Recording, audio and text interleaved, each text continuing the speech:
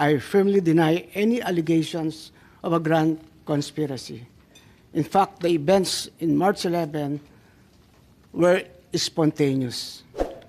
As National Security Advisor, I was merely doing my job.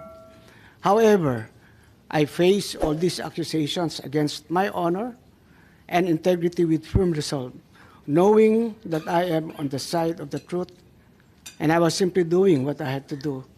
And in doing so, I upheld the truth, justice, and the rule of the law. Again, my loyalty is always to the country, to the Constitution, and not to any person. Thank you, Madam Chair. Salamat, Secretary Ed. Subalit sa kabila nito, nagsalita po ang ating mahal na Secretary John Vic na ang nagplano po rito, o yung pagkaintindi namin, ang nagplano ay kayo.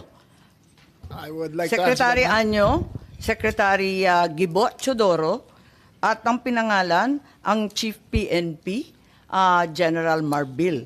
Parang apat yung pinangalanan sa isang interview ng ating Secretary ng DILG. Can I answer that, ma'am? Yes, please, you're recognized. The question was, who planned this? I did not state in any way who planned it. The meeting was of executive privilege.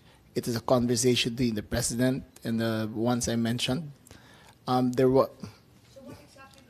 So what exactly did you say? Ano sinabi po ninyo? They Ang asked me- pagkaintindi namin, itong apat na pinangalanan, ang siyang nagplano. Ma'am, we're already invoking namin. executive privilege in this matter. Yes. We're invoking executive privilege in this. Yes, already- that's fine, but it's Yes. in the interview. And it's Yes, ma'am. public. It goes as far as the interview, ma'am. Yes, ma'am. That's Yes, I'd like to understand. I think your brother was I trying to did not explain state in any what he way. said in the interview, and I'm happy They to asked hear me it. if I planned it. I said it was not me. There were other people in the room, but we did not discuss any plans of any arrest. Saan ang galing yung mga pangalan na ito? Ma'am, that again is executive privilege. Ma'am, let Pero me explain, ma'am. Let nandun me explain sa first, ma'am. interview po eh. Yes, yes, Ang ma'am. liwanag Let eh. me explain first, ma'am. We were discussing rumors of an impending arrival based Parang on. hindi yung ganun ang dating sa amin eh. Ang that is pagkaintindi that namin, is the whole apat na truth, plano. ma'am. That is we were discussing rumors.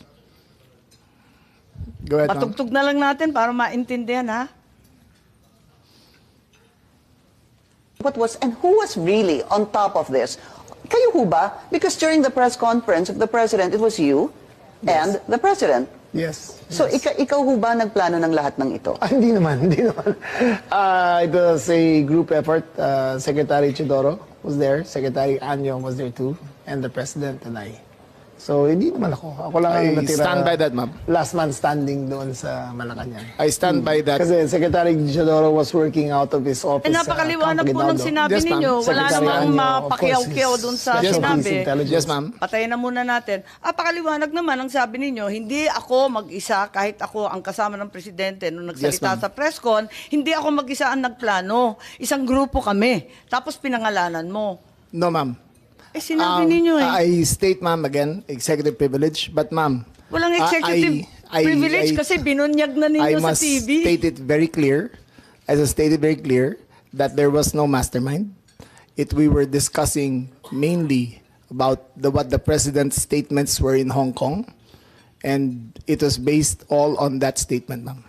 Sinabi ninyo na hindi kayo mag-isa na nagplano, kundi isang There was no grupo. planning, ma'am. Pero yun ang sabi eh.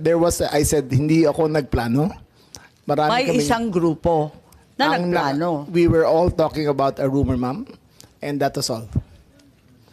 Rumor lang yon. Yes, ma'am. Group effort ang sabi mo eh. Ang tanong niya kung ikaw ang nagplano, tapos sabi mo, There was no hindi, planning, group ma'am. effort. There was no planning, ma'am.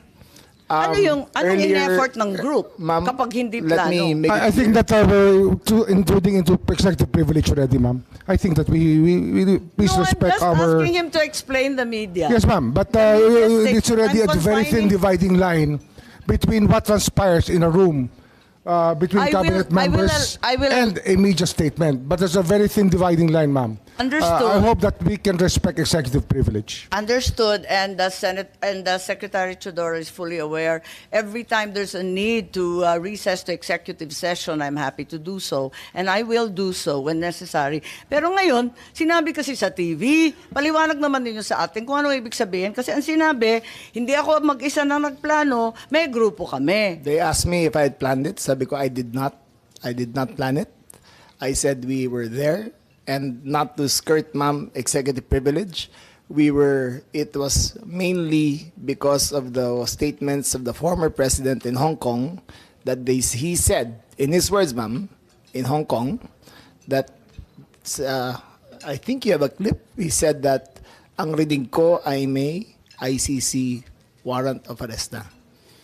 That was the best of my recollection, ma'am. So anong pinag-group effortan? Anong To diniscuss discuss the rumor, ng ma'am. grupo na That, again, ma'am, pinangalanan nyo? as far Sorry. as I will invoke in executive privilege, there was no, you cannot plan on a rumor, ma'am. Kaya nagtataka So, ako, again, bakit ma'am, group effort? Chismis lang naman yun. Chismis nga. Ayun Yun na nga nga, yun. kung chismis, bakit mag-group effort pa? Tapos pinangalanan mo Ma'am, pa lahat na maraming nagpag-group marites sa effort. mundo to, ma'am. Dabis naman yung marites, dami-daming It marites was a sa amin. discussion of a rumor based on the statement of the president in Hong Kong. Nakakatuwa lang dahil chismis lang pala eh. Bakit sesentensyahan yung tao sa base ng chismis? It was a discussion of a rumor based on the statement of the president in Hong Kong. So you deny that you're part and parcel of the planning and that the other persons you named, hindi rin sila kasali dun sa pagpaplano? Again, ma'am, we were discussing the statement of the former president while he was in Hong Kong, that he said that he said, in his words, ang reading ko ay may warrant of arrest na ako. So that was the only basis of the conversation, ma'am. So ito yung group effort ninyo. Yes, ma'am. Pinagtulong-tulungan ninyo yung isang bahagyang chismis. It was, ma'am, all of that is, again, the statement of the former president, not ours. Okay, so walang kinalaman to. Pero para lamang sa kaprasong chismis, magtitipon-tipon pa yung mga sekretary ng kabinete. Nakakatuwa naman.